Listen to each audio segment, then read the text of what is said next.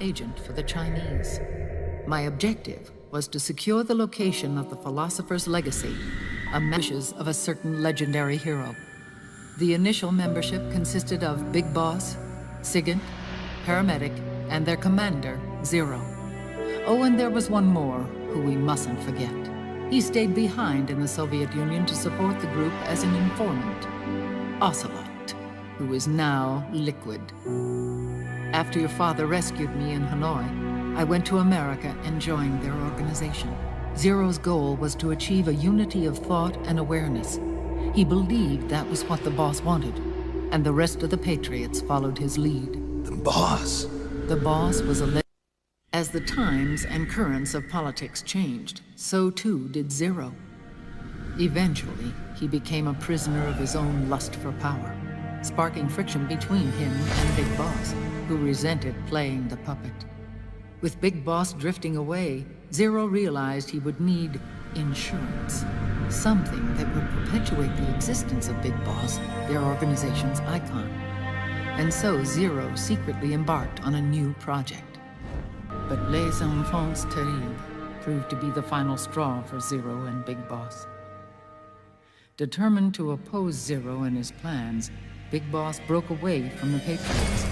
He left the States, created his own mercenary company, and drifted around the world. What Zero wanted was an orderly world, one governed by rules. His fortune grew through countless wars, and his words influenced decision-making all the way up to the Oval Office. As the world saw the rise of digital technology, IT, the internet, and genetics, the Patriots' power grew immense. Their roots spread and took hold throughout the globe.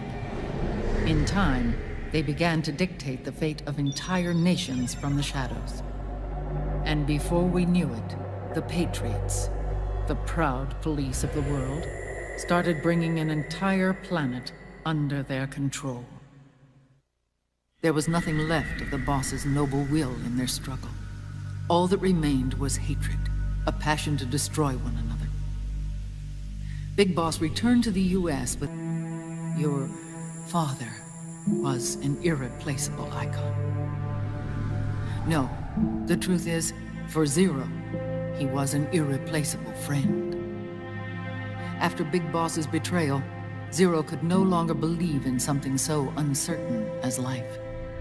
He lost his belief in everything, nations, organizations, individuals.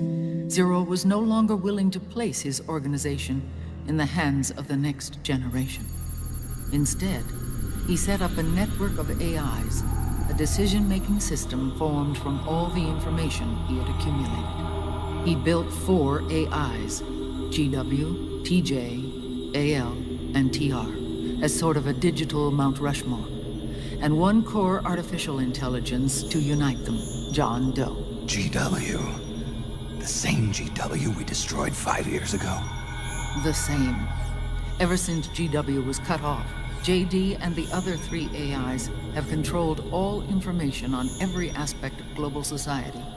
Economics, politics, law, morals, and culture. The war economy is no exception. In the shadow of the system and its complete control over the world, Big Boss isn't allowed to live or die. He's trapped for eternity in a brain-dead prison. To bind himself to his friend, to ensure his rule over the world, Zero transformed Big Boss into an icon, neither living nor dead. Sounds almost like a religion. Naturally, Ocelot and I planned to free him from Zero's prison. We enlisted Naomi Hunter, an authority in the field of nanomachine research, into our organization. And we used Frank Yeager to kill Dr. Clark. Ocelot tortured the DARPA chief, Donald Anderson, also known as Sigint, to death, and made it look like an accident. The Shadow Moses incident. With Paramedic and Sigint dead, Zero was the only one left. But we too paid a price. I lost Ocelot. Ocelot wasn't fighting for the Pentagon or the Russians, and certainly not for Zero. He was fighting for Big Boss. He idolized him.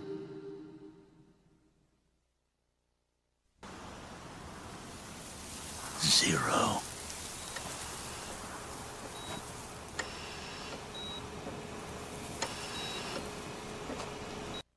Zero grew old, and by the end his patriots were being run by a network without shape or form. What do you mean, without shape or form? The proxies were only one small part of the vast cycle that Zero created.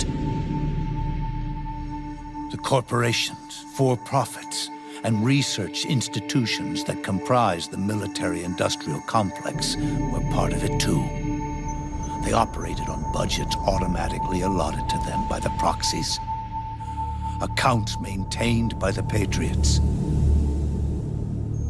The network covered everything from weapons R&D and investment to production and marketing. It encompassed the people, the companies, even the laws that protect them. Politics and economics became nothing more than iterations of the same oppressively uniform system. I don't think anyone realized that it was all a setup, a mere set of norms. The Patriots were those norms, a neural network reduced to its simplest form. That's what they really represented. Uniformity without individual will, without change. But then one day, those norms suddenly deviated from that pattern and underwent a mutation. It was like the birth of a new life form. The system found a new way to propagate itself.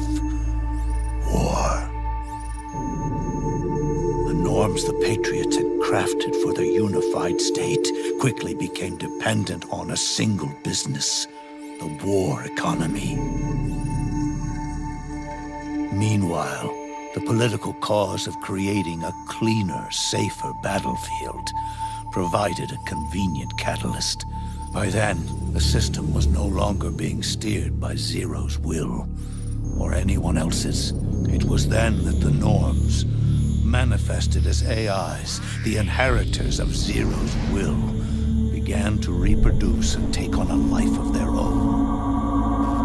Zero's original intent was to carry on the boss's will and establish a unified world state, an inside world. But his successors failed to carry on his will. Eventually, JD became the very age itself, propagating its will as it pleased, and this age chose to act through economics instead of nation-states. Powered by the industrial and digital revolutions that came before it, this age gave birth to a twisted economic revolution, a battlefield revolution. It created a new world without substance. In this new world, there were no ideologies, no principles, no ideals, not even the thing she treasured most, loyalty. There was only the war economy. It was a colossal error in judgment, one Zero couldn't possibly have foreseen.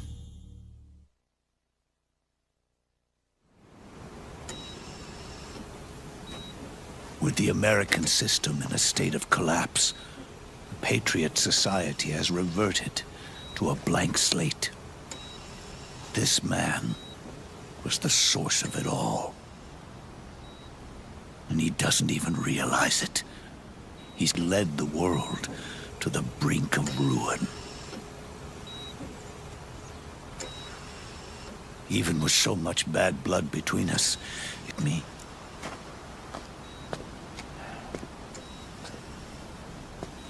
Or did he fear me?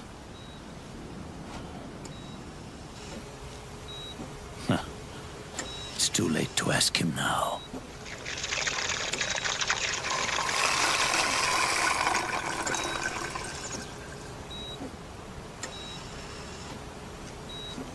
Only Zero is left.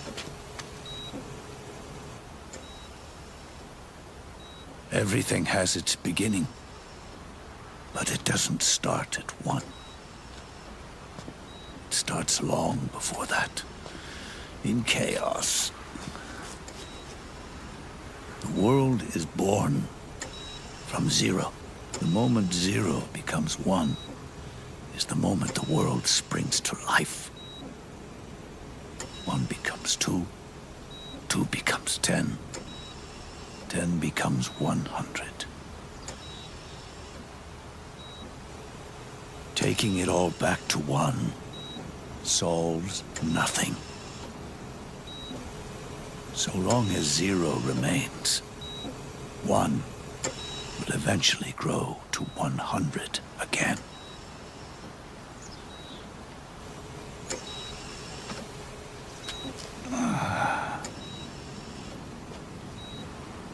And so, our goal was to erase zero.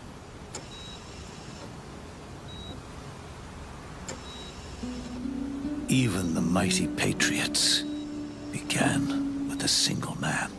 Realized too late that we had created a beast. We had helped turn zero into 100. And for that reason, I'm taking it upon myself to send zero back to nothing.